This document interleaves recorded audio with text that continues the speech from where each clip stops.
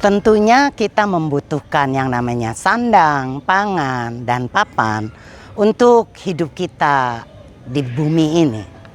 Tetapi selain itu menurut saya kita juga membutuhkan yang namanya sukacita.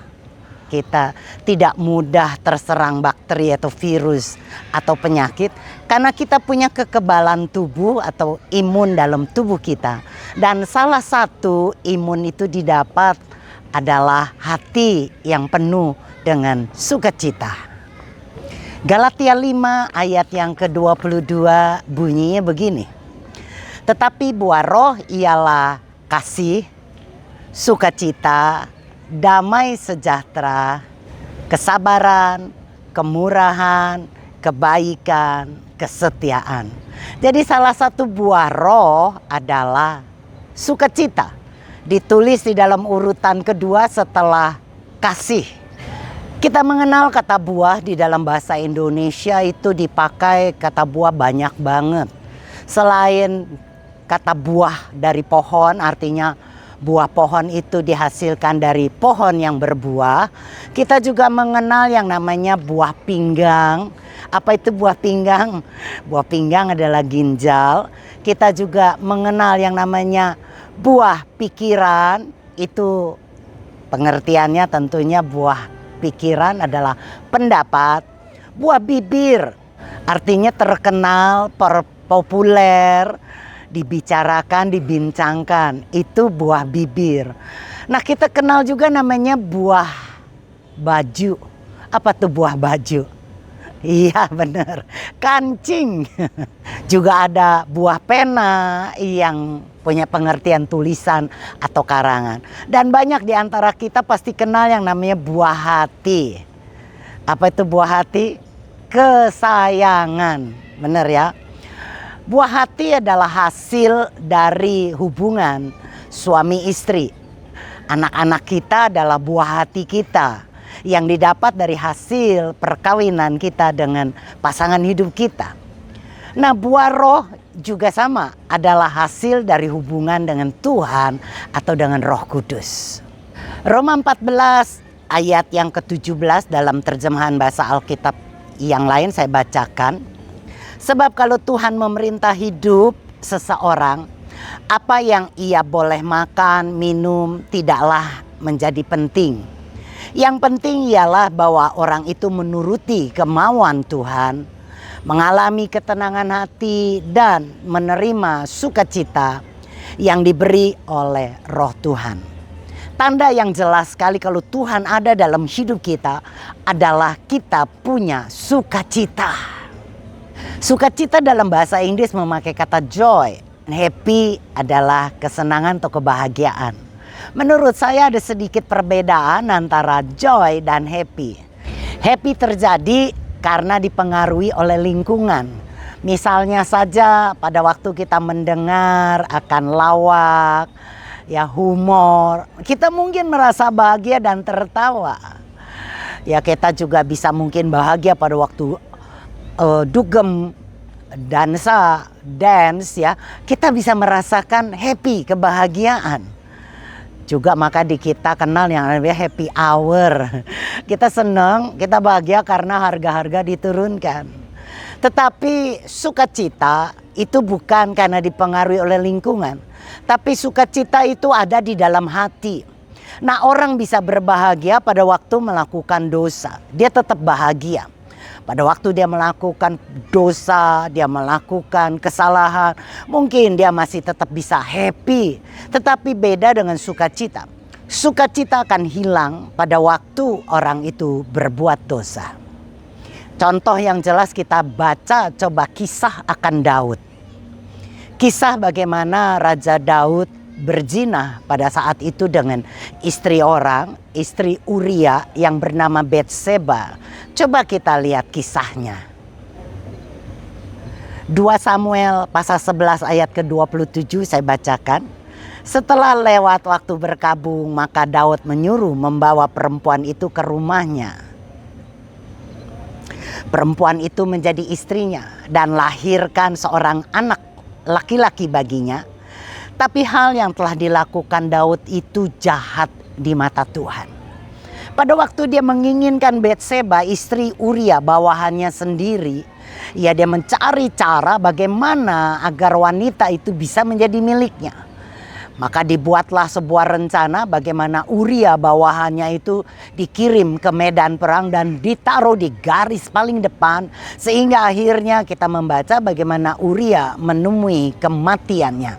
Setelah Uria meninggal, maka istrinya Betseba diambil oleh Daud menjadi istrinya dan melahirkan seorang anak laki-laki bagi Daud. Apakah Daud happy? Apakah Daud bahagia? Apakah Daud puas? Coba kita lihat ya.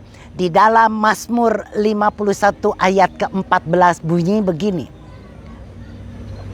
Pulihkanlah sukacita atau joy. Ya, dalam bahasa Inggris memakai kata joy, dikatakan pulihkanlah sukacita keselamatanmu padaku dan topanglah aku dengan roh kerelaan. Daud meminta memulihkan sukacita yang ada dalam hidupnya. Kenapa dia minta pulihkan?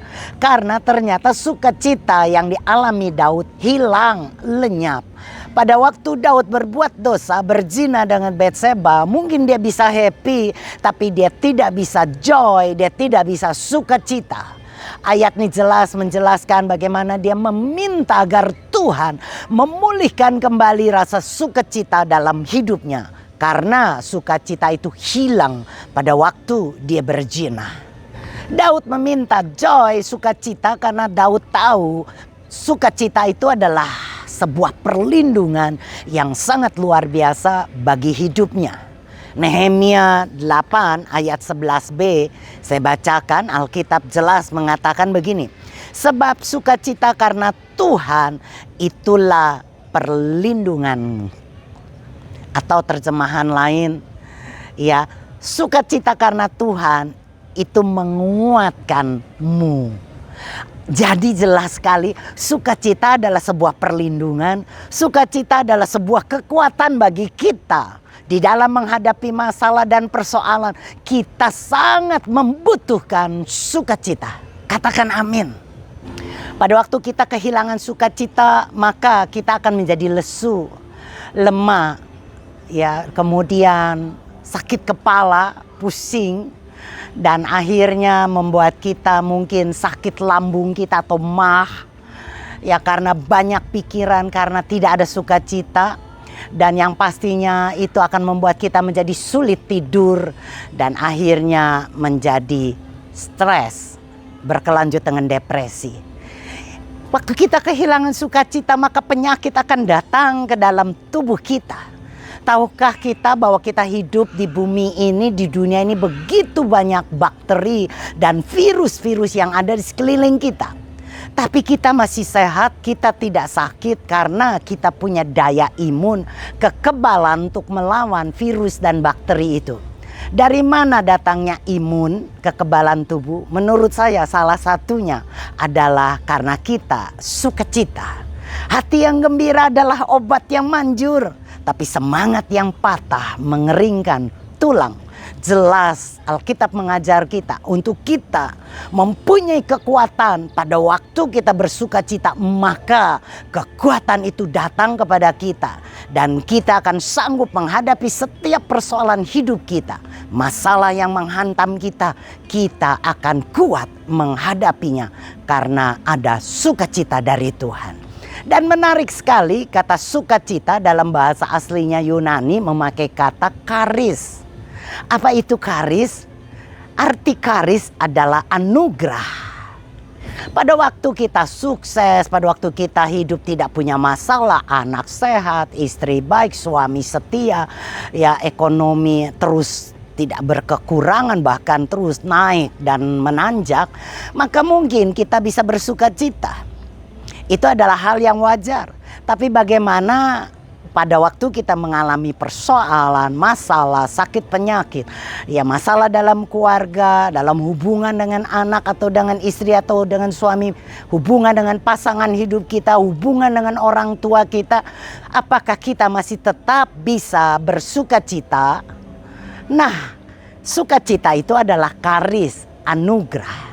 Artinya kalau kita di dalam Tuhan, kalau kita bersumber kepada Tuhan, kalau kita tahu Tuhan memberikan kasih karunia-Nya, anugerahnya, maka respon kita pada waktu kita mengalami masalah tentunya berbeda dengan orang-orang yang tidak bersumber kepada Tuhan. Kita bisa kuat, kita bisa tenang menghadapi masalah, bukan karena hebatnya kita, tetapi itu karena karis, karena anugerah. Sukacita adalah anugerah. Katakan amin. Jadi kalau kita bisa bersukacita, itulah anugerah Tuhan. 2 Korintus 8 ayat 2 bunyi begini. Selagi dicobai dengan berat, dengan pelbagai penderitaan, sukacita mereka meluap. Dan meskipun mereka saat itu sangat miskin, namun mereka kaya dalam kemurahan. Dikatakan di 2 Korintus 8, mereka mengalami banyak penderitaan, bahkan ya mereka mengalami kekurangan. Tetapi mereka tidak kekurangan sukacita. Dalam masalah, dikatakan masih dalam masalah, mereka melimpah sukacitanya. Dan mereka melimpah di dalam kemurahan hati walaupun mereka dalam keadaan kekurangan. Loh, bagaimana bisa? Sekali lagi karena mereka punya sukacita, grace, kasih karunia. Jadi buat kita yang sedang mengalami masalah, kita mengalami problem, kita lagi bermasalah dengan keluarga kita, entah dengan hubungan orang tua atau anak atau pasangan hidup kita. Kita punya masalah dengan bisnis kita, dengan usaha kita, bahkan kita punya masalah dengan tubuh kita, fisik kita. Kita mengalami sakit penyakit yang tidak kunjung sembuh. Saya mau katakan tetaplah bersukacita. Karena itulah bedanya kita dengan orang-orang yang tidak bersumber kepada Tuhan. Karena kekuatan kita bersumber kepada kasih karunia Tuhan, maka saya percaya Anda dan saya akan kuat menghadapi hidup ini. Itulah kasih karunia Tuhan. Saya bisa mengalami hidup yang penuh dengan joy, sukacita. Bukan karena saya hebat atau mungkin ada kiat-kiat atau kunci-kuncinya. Sehingga saya kok bisa kelihatannya happy ya, kok kelihatannya joy ya, kelihatannya sukacita. Saya mau katakan semuanya itu, saya mau menyaksikan semuanya itu karena anugerah Tuhan. Bagaimana mungkin saya bisa bergembira dan bersukacita kalau kaki saya nyelekat-nyelekit, ngilu, nyeri, tajam, panas, kesemutan, tebel seperti tulangnya ditarik dan dicopot. Wow, bagi Anda yang mungkin mengalami sakit neuropati tentunya tahu penderitaan penyakit neuropati. Bagi Anda yang menderita sakit neuropati tentunya tahu bagaimana sakitnya itu membuat kita rasanya menderita. Tetapi saya berkata saya bisa alami, saya bisa jalani, saya bisa lewati hidup saya. Bukan karena hebatnya saya, tetapi karena anugerah Tuhan. Sehingga kalau kita bisa nikmati anugerah Tuhan, kita tentunya bersukacita. Dan saya mau menikmati hidup ini dengan sukacita yang dari Tuhan. Saat ini saya lagi juga ada ya jalan-jalan, menikmati anugerah Tuhan, happy, joy, sehingga banyak kali teman-teman berkata enjoy your life. Iya, saya berkata amin. Saya menikmati hidup selama Tuhan masih memberikan saya umur panjang, masih memberikan saya nafas, bahkan masih memberikan saya kemampuan. Itu karena anugerah. Saya bisa pergi ke pelbagai kota-kota yang ada di bangsa kita Indonesia. Bahkan saya juga menikmati anugerah bisa jalan-jalan ke luar negeri. Bahkan saya menikmati makanan-makanan kuliner. Yang jelas-jelas kalau orang yang pernah punya penyakit kanker, ada begitu banyak larangan. Saya cuma berkata, Tuhan, Engkau tolong saya, kuduskan makanan itu untuk saya makan, kuduskan minuman itu untuk saya minum, sehingga saya juga boleh menikmati anugerah Tuhan dengan makanan dan minuman yang menurut saya sangat lezat-lezat dan enak-enak. Ya, tetapi yang jelas saya berkata, saya hidup karena anugerah.